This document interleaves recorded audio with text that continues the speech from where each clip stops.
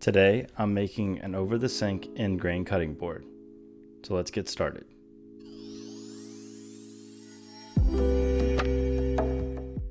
To get started, I rough cut some 8/4 walnuts. I cut 2 chunks about 25 inches long.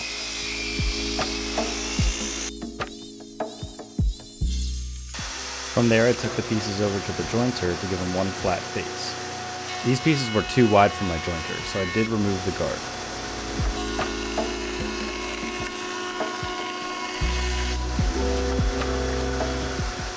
Over at the planer with the flat side down, I ran it through. The plywood sled keeps the piece flat while I plane the first side.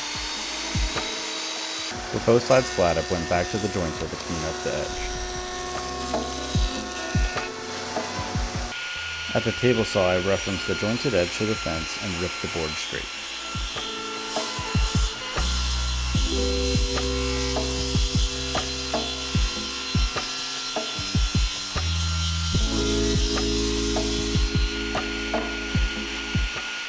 From there, I ripped the boards into 1 5/8 inch strips.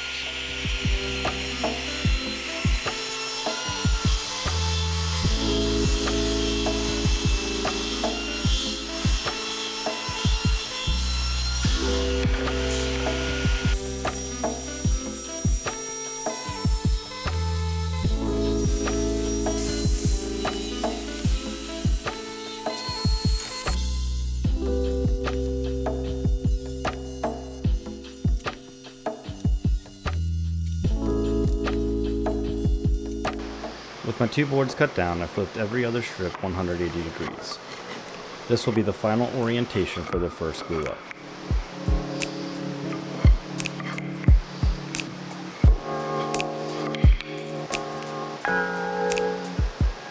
The glue for this project will be Type Bond 3. I'm using it because it's waterproof. I'm using the brayer to spread the glue. I like this for these types of glue ups because it helps spread the glue more evenly. I'm only gluing every other piece for the first glue up. This helps me control the boards a little better down the line.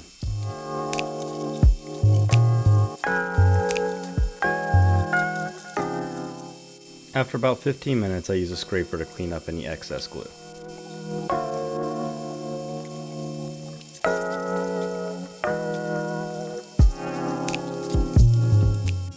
With the initial glue up complete, I glued in the remaining pieces.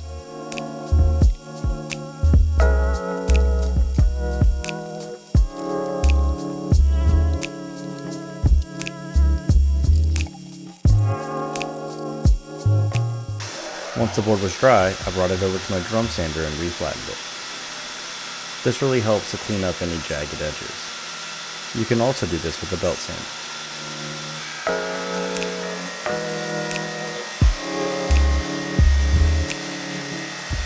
If you're enjoying this video, please give it a like.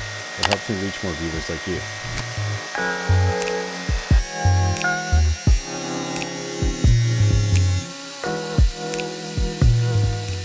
I then sanded the board up to 120.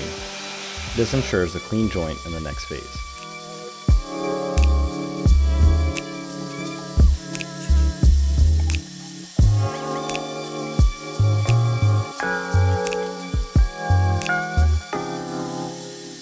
At the table saw, I swapped out my ripping blade for my cross-cutting blade.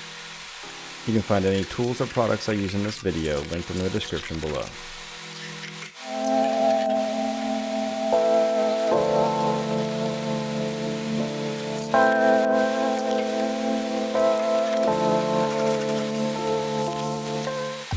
Then using my crosscut sled, I cut a clean edge on the edge of the board.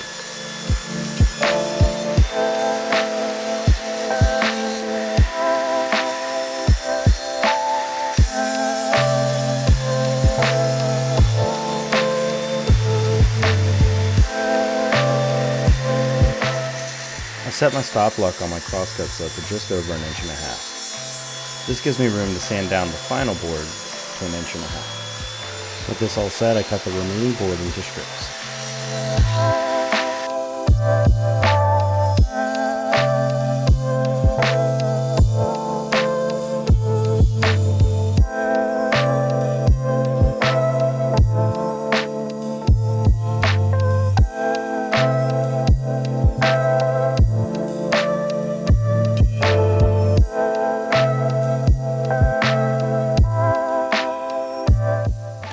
once again flipped over every other strip for final glue up.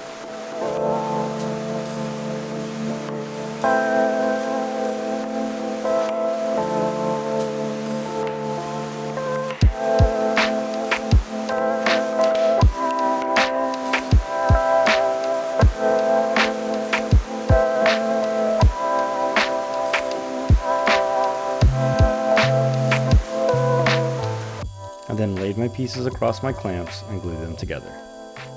If you don't have parallel clamps, you can use bar clamps here. Or if you prefer another method for gluing together cutting boards, let me know in the comments.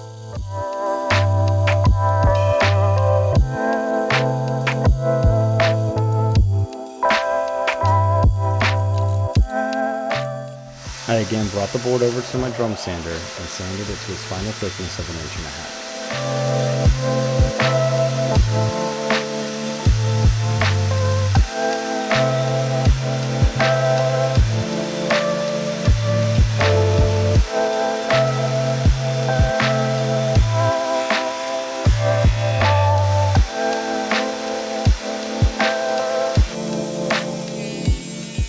If you're enjoying this content, please subscribe to see more, and thank you for your support.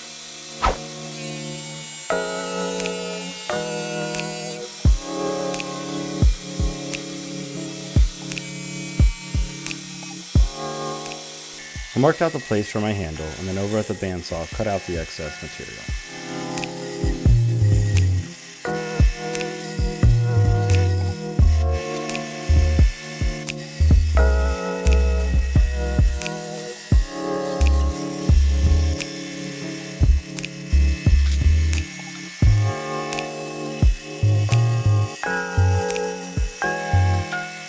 I then used double-sided tape to adhere my routing template to my workpiece.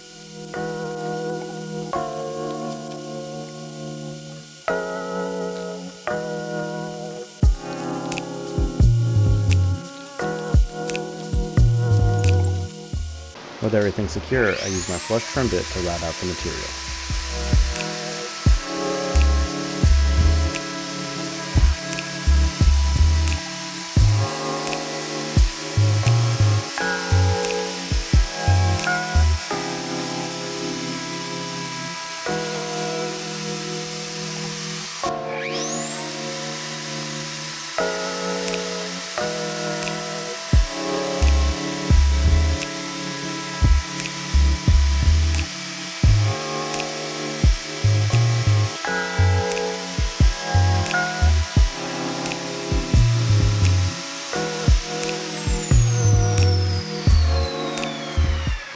I then marked out the center of my board. Back at the table saw, I used my tenoning jig to cut a groove for the handle.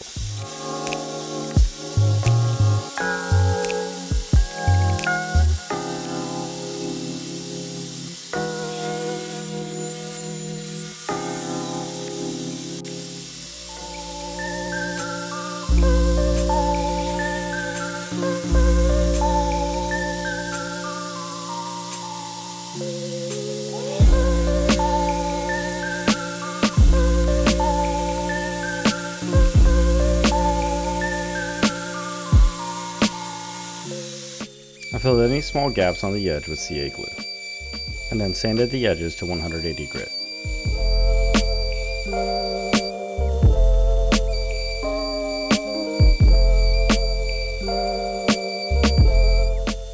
I cleaned up any tight areas using a sanding block.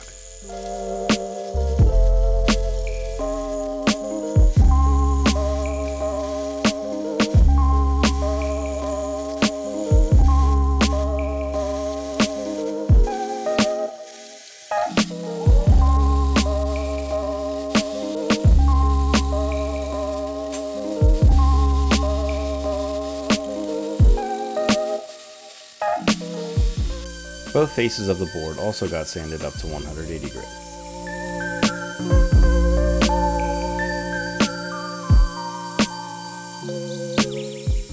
I started to use a router to cut in the groove that locks into the sink's top. Unfortunately, this caused some major tear out, and I had to rethink this part of the project. I had a suspicion that this was going to happen, so I kind of left some extra space for me to be able to clean this up. Over at the table saw, I used my tenoning jig again to clean up the material. This also allowed me to cut the groove deeper.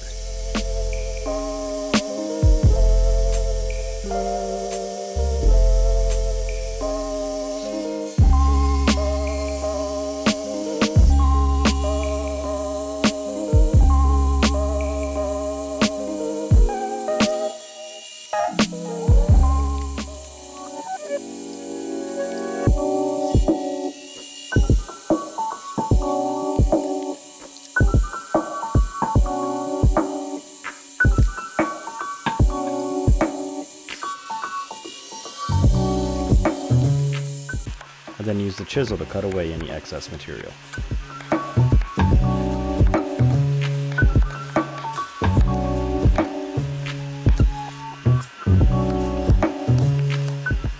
I glued some sandpaper to some MDF and cleaned up the edges.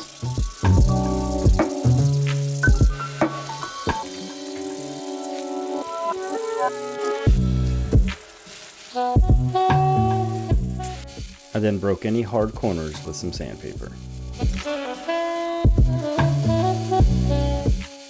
I used my bandsaw to cut out 2 blocks that would go on either end of the handle.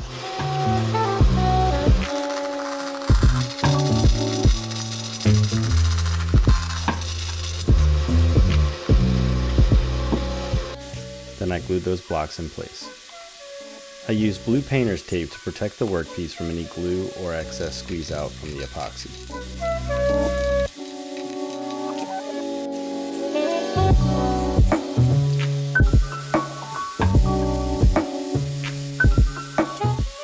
The epoxy I'm using for this project is just 5-minute epoxy by Gorilla Glue.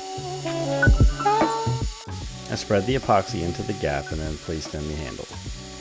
To see a deeper dive into how I use epoxy, click on the card above.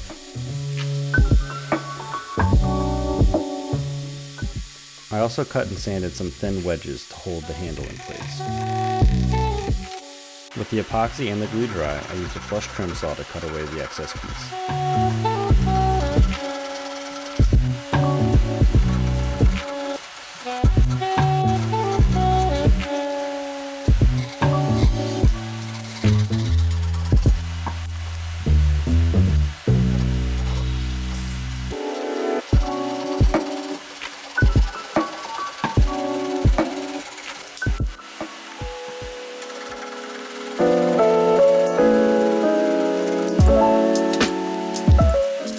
I then sanded any excess flush with the workpiece.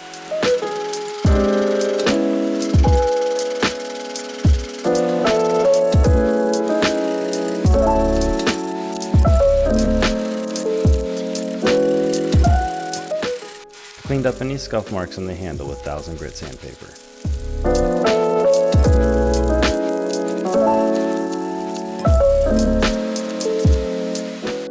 Then it was time to add my mark.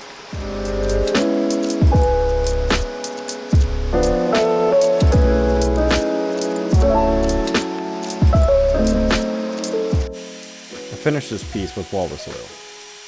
It works fantastic and it's easy to apply. I just did 2 coats about 12 hours apart.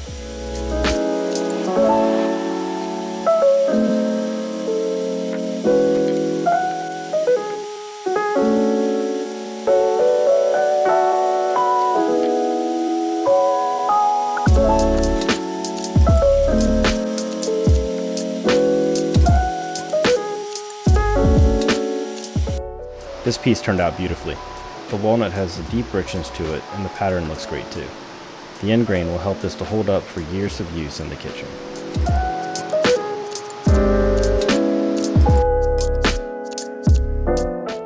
This build was a lot of fun, and thanks for watching.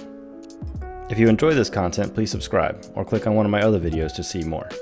I'll see you next time.